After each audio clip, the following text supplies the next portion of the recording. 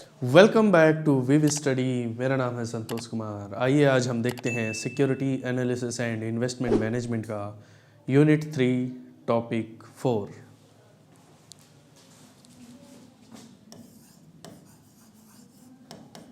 Unit 3 topic 4, return and risk.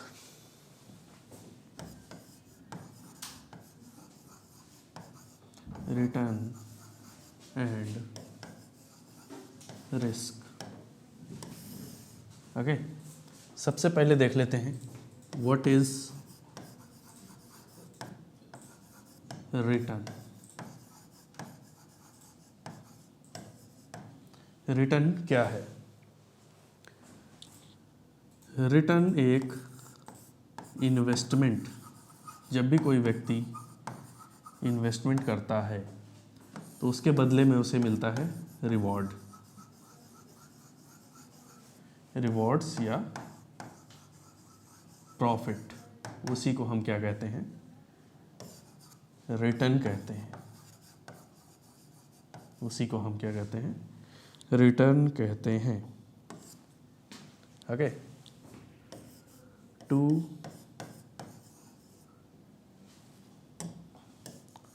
Types of return.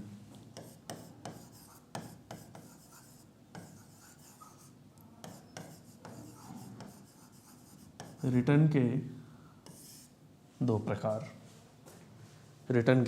प्रकार होते हैं। पहला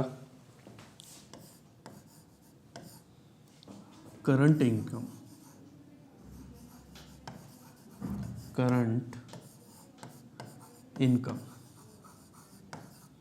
करंट इनकम से मतलब जो आपकी रेगुलर इनकम है। रेगुलर इनकम कहाँ से आता है? जो आपने एफडी में और आरडी में या फिर किसी चीज़ का इंटरेस्ट मिलता है या फिर किसी चीज़ का आपको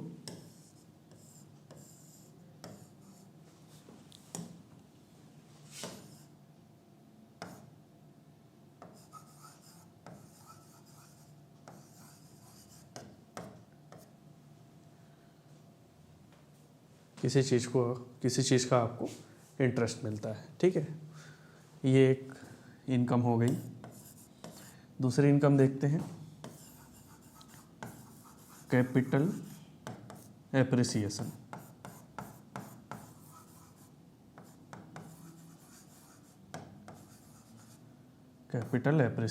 इसमें क्या होता है? इसमें आपकी एसेट जो होती है,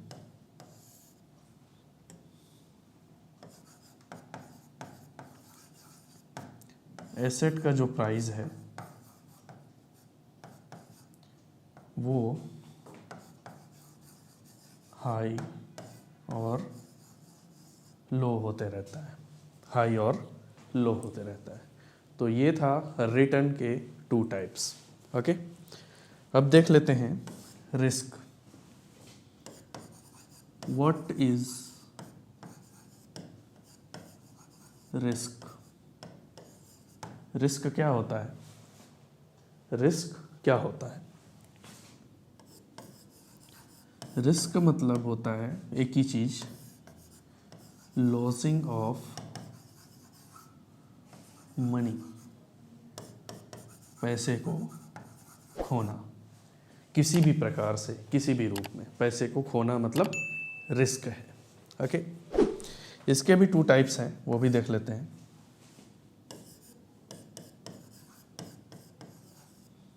टू टाइप्स ऑफ रिस्क। पहला है जीरो रिस्क मतलब गवर्नमेंट बॉन्ड्स। मतलब आप इसमें इन्वेस्ट कर सकते हैं, मतलब जीरो रिस्क में गवर्नमेंट बॉन्ड्स। क्यों जीरो रिस्क है ये? क्योंकि जो गवर्नमेंट है गारंटीड आपको क्या करेगी, पेमेंट करेगी। गारंटीड आपको क्या करेगी, पेमेंट करेगी। ये जीरो रिस्क में आता है। अब देख लेते हैं हाई रिस्क।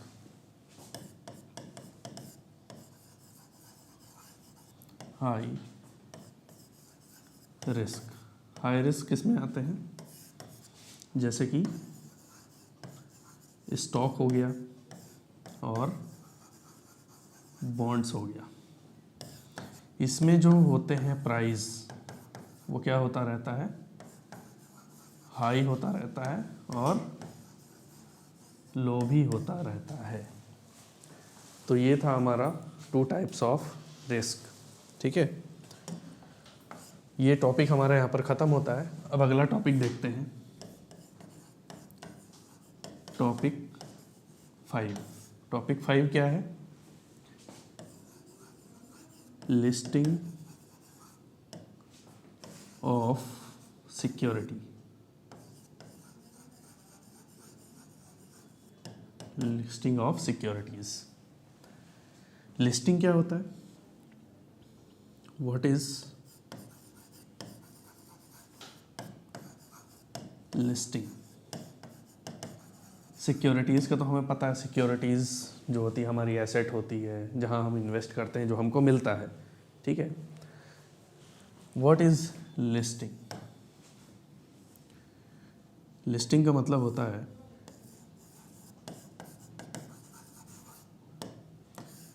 कोई कंपनी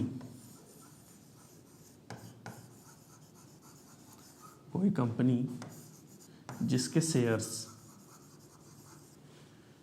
शेयर्स रिकॉग्नाइज्ड हो, मतलब जिसके शेयर की मान्यता, जिसके शेयर की मान्यता NSE और BSE में शामिल करते हैं, उससे क्या होता है, ट्रेडिंग होता है। इसी को हम क्या कहते हैं, लिस्टिंग कहते हैं। इसी को हम क्या कहते हैं, लिस्टिंग कहते हैं। ठीक है, ये क्यों इम्पोर्टेंट है देख लेते हैं। Why is listing important?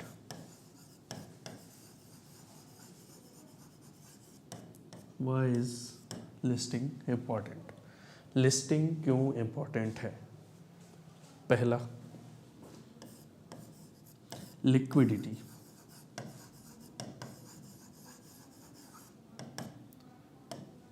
अगर कोई कंपनी BSE NSE में लिस्टिंग है तो वो कंपनी क्या देती है, लिक्विडिटी देती है। जैसे कि need for some money, get instant cash in your bank account. ठीक है, जो कंपनी लिस्टेड है BSE में NSE में, अगर आपको तुरंत पैसों की ज़रूरत पड़ती है तो वो लिस्टिंग क्या देती है, लिक्विडिटी देती है। ओके, लिक्विडिटी के बाद क्या आता है, लिक्विडिटी के बाद आता है फेयर प्राइस। फेयर प्राइस मतलब क्लियर प्राइस, मतलब छुपा हुआ नहीं रहता। ठीक है, फेयर प्राइस मतलब छुपा हुआ नहीं रहता। Based on demand.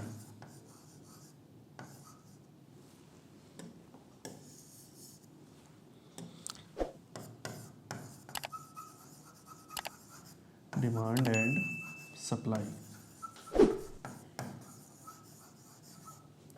अब डिमांड एंड सप्लाई, जैसे कि उस कंपनी की सेल बढ़ती है या सेल गिरती है।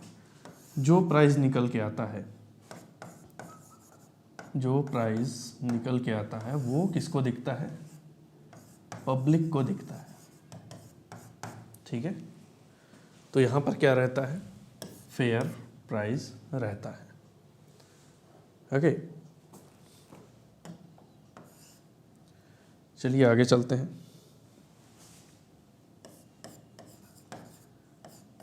The process of listing, the process of listing, the process of listing. Listing की क्या प्रोसेस होती है? पहली प्रोसेस कि कंपनी क्या होनी चाहिए? पब्लिक लिमिटेड होनी चाहिए।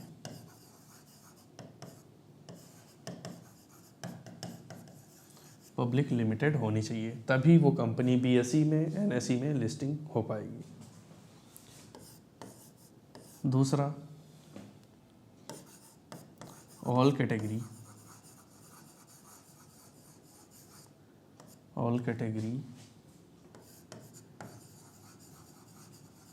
स्टेटमेंट आपको रिलीज करना होगा। मतलब कंपनी से रिलेटेड हर वो इन्फॉर्मेशन आपको रिलीज करनी होगी जो जनता तक पहुंचनी चाहिए। ठीक है। तीसरा, 3 months रिजल्ट्स, मतलब कि उस कंपनी ने 3 महीने में क्या रिजल्ट दिया,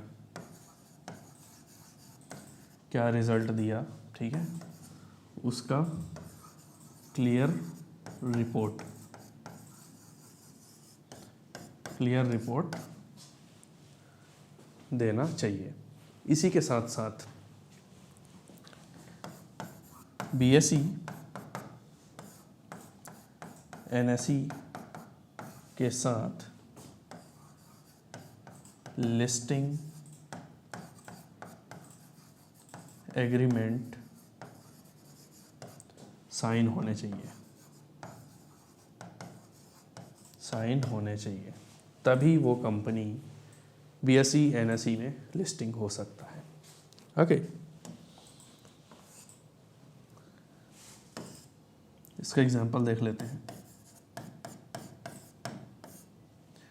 जैसे कि बीएसई है, ठीक, बीएसई क्या है? Big company.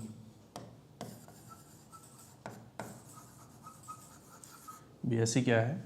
बिग कंपनी है। दूसरी तरफ क्या है? एनएसई, ठीक है, ये भी क्या है? Big company. ठीक, अब ये बड़ी बड़ी कंपनियां हैं तो ये भी कहीं ना कहीं लिस्ट होंगे। ठीक है, आइए देख लेते हैं कहाँ कहाँ लिस्ट है। ठीक, बीएसई के अंदर 30 कंपनी है, 30 कंपनियां हैं। एनएसई के अंदर 50 कंपनी है, एनएसई के अंदर 50 कंपनी है। अब ये भी कहीं ना कहीं कंपनी है, बीएसई और एनएसई। तो क्या ये भी कहीं पर लिस्टिंग है? यस, बीएसई कहीं पर लिस्टिंग है और एनएसई कहीं पर लिस्टिंग नहीं है। ठीक है, बीएसई जो लिस्टिंग है वो एनएसई पर लिस्टिंग है। ठीक है, वो यहाँ पर क्या होता है? ट्रेडिंग होता है। ठीक, 2017 में लिस्टिंग में आया था, उससे पहले लिस्टिंग में नहीं था। ठीक है, अब बात आती है एनएसई। ये कहाँ पर लिस्टिंग है? ये क्या है? अनलिस्टेड है, मतलब ये कहीं पर भी लिस्टेड नहीं है। ये कहीं पर भी लिस्टेड नहीं है, कहीं पर भी ये ट्रेडिंग नहीं कर रहा है। लेकिन उसके अंदर कुछ कंपनियां हैं जो उसके अंदर ही ट्रेडिंग कर रही है, लेकिन खुद किसी दूसरे के अंदर ट्रेडिंग नहीं कर रहा है। अब बीएसई खुद के अंदर ट्रेडिंग क्यों नहीं कर रहा है? अगर खुद के अंदर ट्रेडिंग करेगा तो वो अपने हिसाब से प्राइस को ऊपर नीचे करेगा, इसीलिए वो अपने खुद में ट्रेडिंग नहीं कर रहा है, वो दूसरी जगह क्या है, लिस्टिंग है, तो वो वहाँ पर ट्रेडिंग करेगा। ओके, अब बात आती है यहाँ पर कि ये लिस्टिंग कैसे हुआ जब NSE अभी तक नहीं हुआ है। BSE ने IPO निकाला था, IPO इनिशियल पब्लिक ऑफरिंग।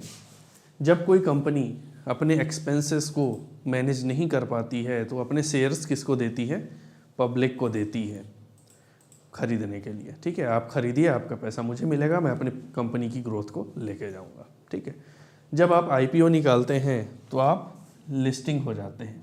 ठीक है, और लिस्टिंग हो जाते हैं तो फिर आपकी ट्रेडिंग स्टार्ट हो जाती है। अब NSE ने क्या IPO नहीं निकाला, बिल्कुल नहीं निकाला। क्यों नहीं निकाला, क्योंकि अभी ये कंपनी बहुत ही तेज़ी से रन कर रही है, कोई दिक्कत नहीं है, कोई प्रॉब्लम नहीं है। ठीक है, मैं आज की डेट लिख देता हूँ, नहीं कई लोग क्या करेंगे, वीडियो को काट के इस सोशल मीडिया में डालेंगे। ठीक है, आज की डेट है 22/12/2025। ठीक है, हो सकता है आने वाले टाइम में NSE भी लिस्टेड हो जाए। ठीक है, इसलिए मैंने ये डेट डाल दी है कि हो सकता है आने वाले टाइम में हो सकता है ये वीडियो आपको कई दिनों बाद मिले, कई महीनों बाद मिले। ठीक है, तो ये था हमारा लिस्टिंग ऑफ सिक्योरिटीज़। तो आई होप आपको ये वीडियो समझ में आया होगा। Thank you so much.